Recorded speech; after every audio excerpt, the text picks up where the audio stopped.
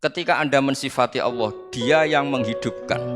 Sudah itu tanamkan, sehingga ketika kita mati, santai saja. Kenapa santai?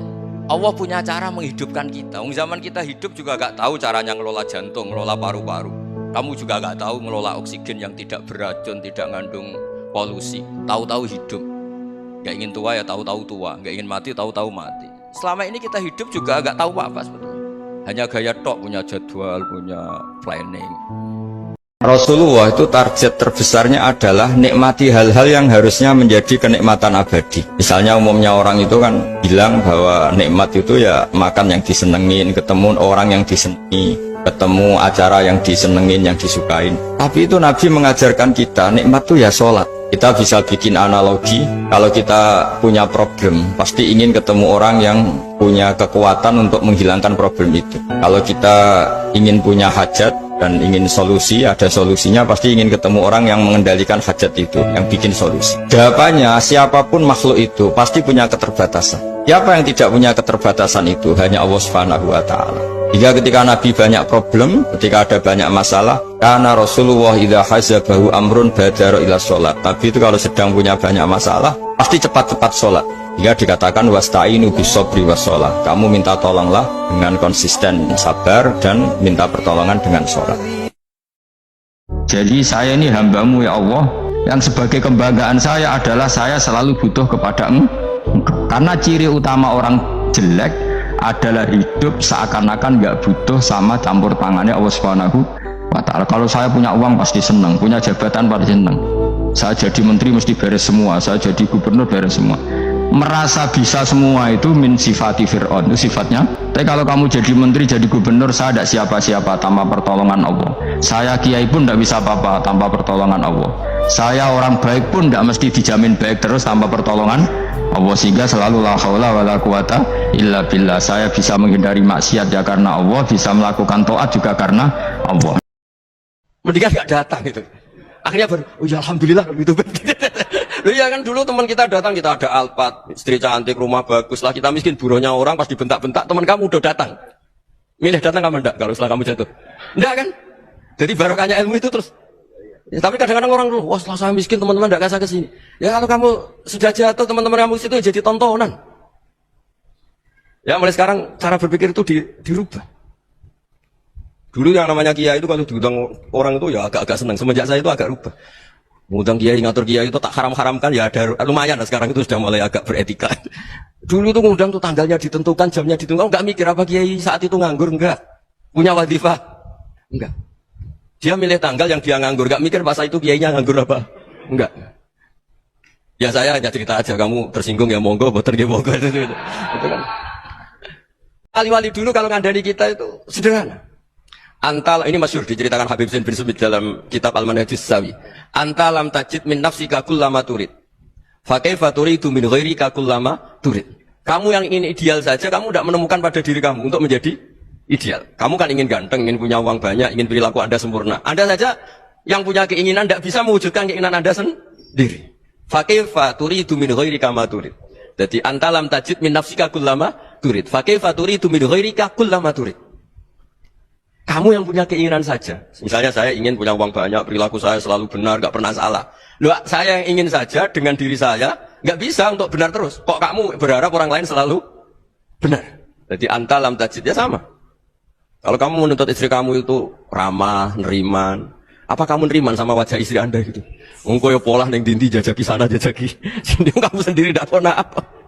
Jadi saya cerita ini hati sohe, saya ulang lagi ini hati sohe. Ketika para malaikat merasa imannya lebih kuat karena melihat aras langsung, melihat surga langsung, melihat neraka langsung secara langsung. Ternyata oleh Allah, kata Allah, sungguh mengagumkan imannya para manusia.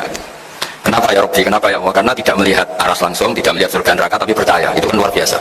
Nggak tahu tapi percaya. Dalam hal iman Pak Rektor itu memang agak unik. Nggak ilmiah itu kadang lebih benar. Jadi nggak ilmiah itu kadang lebih benar dalam hal iman.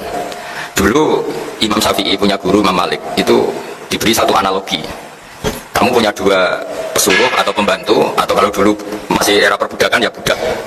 Memang harus disesuaikan zaman. Dulu biasanya Mang Abdun itu hamba saya ya, dulu masih ada. Terus si yang budak ini dikasih perintah, batu besar itu angkat. Yang satu langsung angkat, terus yang satu tanya, memangnya kenapa diangkat? Terus kata yang nyuruh, fa inna tahtaha dzahaban, karena di bawahnya ada emas. Terus si Imam Malik atau gurunya, ini cerita ulama, kamu seneng kalau kita berdoa terus posisi kita protes, katanya kamu baik ya Allah, engkau baik, ternyata enggak juga, buktinya semua doa saya enggak kamu kabulkan. Wah, ini malah doa kriminal jadi yang dimaksud mukhul ibadah itu doa itu bukti minta itu bukti lemah. Makanya ada syairnya Abdul Haddad masyhur, fa du'a ibadihali dalilun li fiftiqah.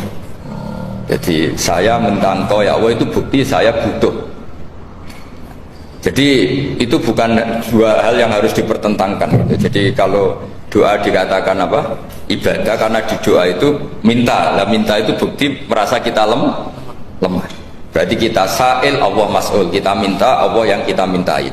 Kita menengadah, Allah yang berposisi memberi. Itu saja sudah cukup sebagai ibadah. Meskipun doa kita, ada ulama mengatakan doa itu mukhul ibadah. Itu maksudnya gini, doa itu bukti kita minta itu bukti kita lemah. Nah merasa lemah itu sudah bagian dari ibadah. Makanya masyhur itu syairnya Abdul Haddad itu, fadu'ai wabdihali dalilun li fiftiqori. Jadi saya berdoa itu hanya sebagai bukti saya butuh Allah. Saya sendiri tidak punya kepentingan mustajab apa enggak. Jadi wali-wali yang mengatakan doa itu mukhul ibadah, sebetulnya itu malah wali-wali yang dari awal nggak kelintas disembadani apa enggak. Butuhnya dia itu menunjukkan bahwa saya ini lemah, buktinya posisinya minta. Itu yang dimaksud mukhul ibadah. Jadi itu nasihat yang luar biasa. Anta lam tajid min nafsika kullama turid, fa kaifa turidu min ghairika kullama turid. Kamu mau menghormati semua orang? Enggak mau kan? Kemudian Anda berharap semua orang menghormati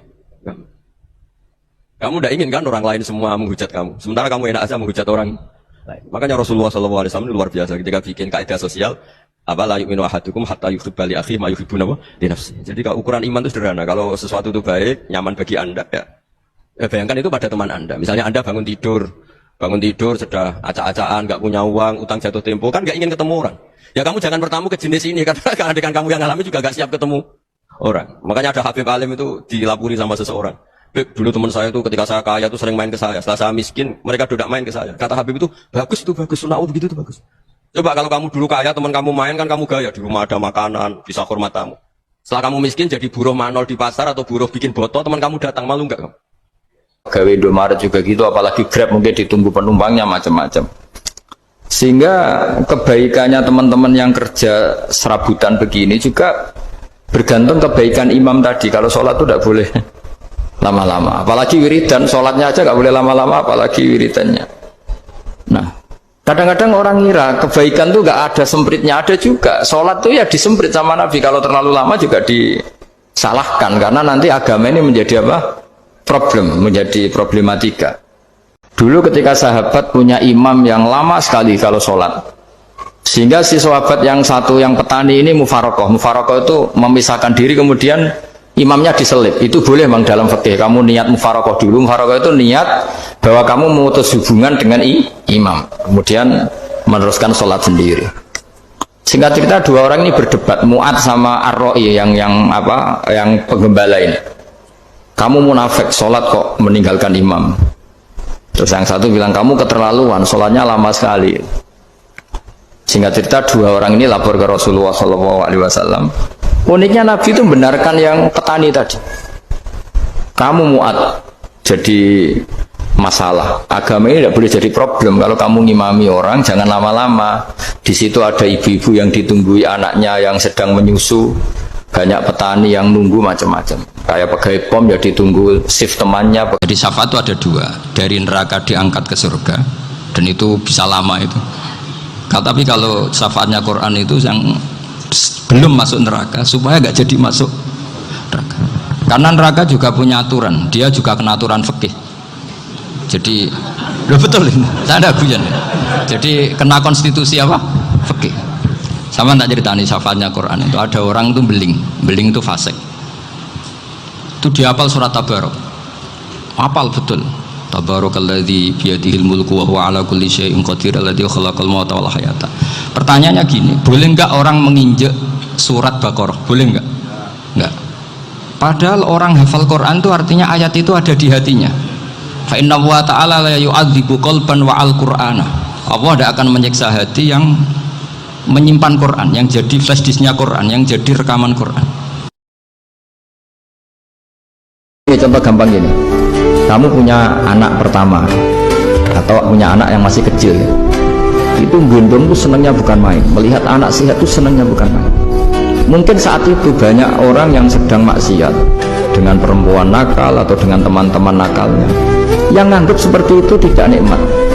Tapi andekan ini ditimbang ya ditimbang. Yang maksiat betulan, misalnya paling ukuran bahagianya itu 70%. Tapi yang ini, yang nimang anak baru lahir atau masih kecil, corong Jawa ngeloni anak, bisa saja bahagianya itu sampai 100%. Artinya selama ini kesalahan kita adalah nganggap maksiat itu pasti menyenangkan dan taat itu tidak menyenangkan. Makanya saya berkali-kali fatwa, untuk melawan kenikmatan maksiat orang harus terbiasa menikmati taat, menikmati kebaikan. Jangan kira kita nimang istri nikmat, nimang anak nikmat, ketemu teman yang lama tidak ketemu juga nikmat. Artinya kita akan melewati berjam-jam untuk jagungan sama teman, sama anak, sama istri, dan itu harus kamu nikmati supaya mengganti tidak berkebutuhan nikmat yang lewat jalur maksiat. Jadi saya mohon sarana-sarana yang menyenangkan itu, yang taat itu kita maksimalkan. Makanya bapak saya tuh sering pesen, kena ngaji sing guyon, sing seneng. Nganti wong maksiat itu karena cari kesenangan. Coba kalau kesenangan itu sudah didapatkan saat taat, maka tidak butuh lagi kesenangan yang berbentuk maksiat. Makanya orang-orang wali dulu kalau sudah sholat itu gak bisa berhenti karena merasa nikmat. Makanya Nabi pernah ngendikan wa qurratu aini fi sholat, nyaman saya itu kalau sedang sholat. Itu tadi. Bayangkan kalau besok itu pasti mati. Makanya latihannya harus gitu. Bayangkan besok itu pasti mati. Berarti itu hari terakhir kamu.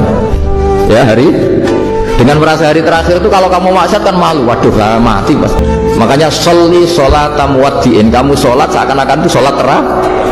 Dan bayangkan akhirat itu wa'mal li akhiratika ka'annaka tamutuhu. Dan bayangkan akhirat itu besok kamu mati. Sudah ketemu istri ya seneng karena ini pertemuan terakhir, ketemu anak ya seneng ini pertemuan terakhir, sholat juga tenanan karena ini sholat terakhir. Sehingga kalau mau maksiat itu takut, jangan-jangan ini kehidupan saya terakhir kok tak pakai seperti ini.